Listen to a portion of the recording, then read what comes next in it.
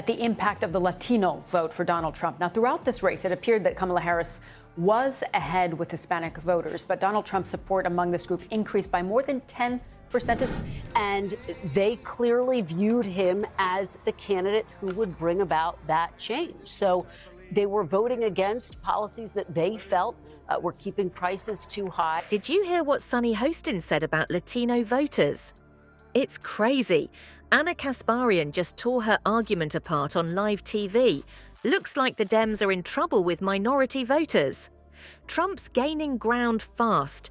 You won't believe the numbers we're about to show you. So why the huge swing? What's going on? Well, some people, like Sunny Hostin and radio host Victor Martinez, think that it has to do with identity. Several minority groups, including blacks and Latinos, did, as Donald Trump predicted, move over to his column.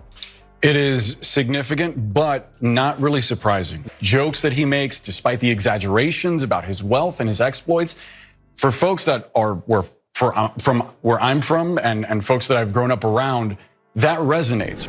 Before we move on, I'd like to ask you a small favor. If you appreciate this content, please take a second to like this video and subscribe to the channel. Over 98% of you watch the videos without subscribing.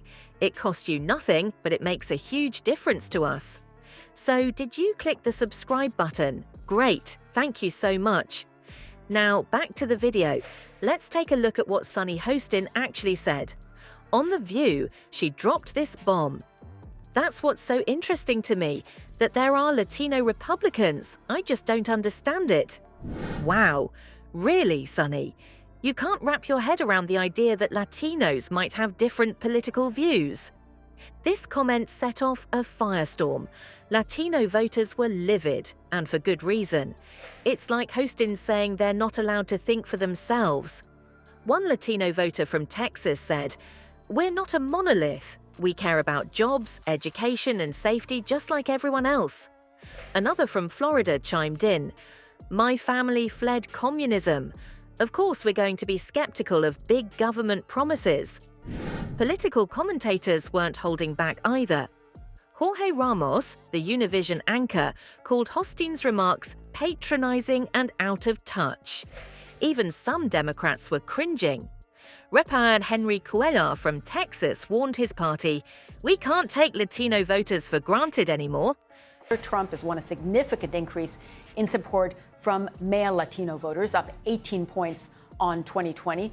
And Donald Trump also saying that he has an unprecedented mandate with those numbers. These are extraordinary numbers if you look at the way that the Latino vote has developed. And of course, this is not something entirely new. We've seen this trend over several years, but... And also, yes, voting for Donald Trump as well. Some of them, again, we've been talking about this political realignment, the fact that he expanded his support among Latino voters. But here's the kicker, the numbers don't lie.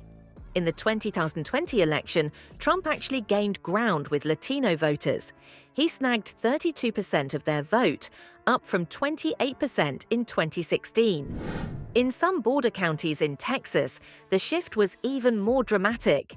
Places that had been blue for generations suddenly turned red. So what's going on here? It's not just about Hostin's dumb comment. This is a symptom of a much bigger problem for the Democrats. They've been counting on minority voters to just fall in line, no questions asked. But guess what? People are waking up to this BS. Hostin's slip-up exposes the real disconnect between Democratic leadership and the voters they claim to represent. They're sitting in their fancy TV studios telling working-class people what they should think.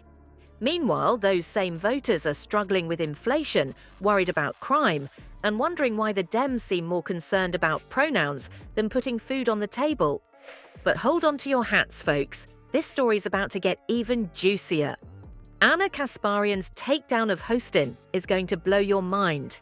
Remember when politicians actually listened to working-class voters instead of lecturing them? Anna Kasparian does, and she's not holding back. Her response to Sunny Hostin exposes a rot at the core of the Democratic Party that goes way beyond just one clueless TV host. So who's Anna Kasparian? She's not your typical media talking head. Kasparian's the co-host of The Young Turks, and she comes from a working-class Armenian immigrant family. She's seen firsthand how the Democrats have lost touch with regular folks. And boy, did she let Hostin have it. In historically blue states like New York and progressive hubs like Queens, the shift to the right among Latinos is noticeable. First, important to know that Trump flipped 10 counties red, and the state GOP picked off 3 legislative seats despite being vastly outspent. And Latino voters, unsurprisingly, are concerned about affordability in a state like California. High taxes, high housing prices, and they feel that the Democratic Party hasn't done enough. Kasparian didn't pull any punches. She called out Hostin and the Dem elites for their "we know best" attitude. While Hostin's sitting pretty in her TV studio, Kasparian's out there talking to real voters. And guess what? They're not buying what the Democrats are selling anymore. Let's break down Kasparian's takedown. First, she hammered Hostin for oversimplifying Latino voting patterns. Hostin tried to blame it all on traditional gender roles, influencing Latino men. Kasparian wasn't having it. She pointed out that this kind of thinking ignores the real reasons voters are turning away from the Dems. But Kasparian didn't stop there. She went after the whole Democratic establishment. She accused them of failing to hold their leaders accountable. Take Kamala Harris, for example. Her presidential campaign was a disaster, but did anyone in the media call her out? Nope. Kasparian says it's because they're all buddies, hanging out at the same fancy parties. Now, about those Trump gains with Latino voters. In some border counties in Texas, it was a political earthquake. Places that had been blue for generations suddenly flipped red. The Dems are freaking out, but they still don't get it. Here's where Kasparian really twists the knife. She says the Democrats need to stop blaming voters and look in the mirror. They're not entitled to anyone's vote. They need to earn it. But instead of addressing real issues, they're busy calling everyone who disagrees with them racist or sexist. Kasparian's message is clear. The Democrats are losing touch with working class and minority communities. They're more interested in performative outrage than actual solutions. And if they don't wake up soon, they're in for a rude awakening at the ballot box. So what does this mean for American politics? Are we seeing a major realignment, or will the Democrats finally get their act together? The answer might surprise you. So here's the deal. The Dems are losing big time with working class voters. It's not just Latinos, it's everyone who's struggling to make ends meet. While party bigwigs are busy patting themselves on the back, real people are wondering why they can't afford groceries anymore. Look, the writing's on the wall. Trump's gaining ground with groups the Dems thought they owned. But instead of listening, they're doubling down on the same old BS.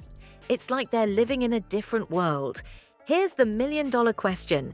Will the Democratic Party wake up and smell the coffee or keep pretending everything's fine? You gotta wonder if they even care about winning anymore.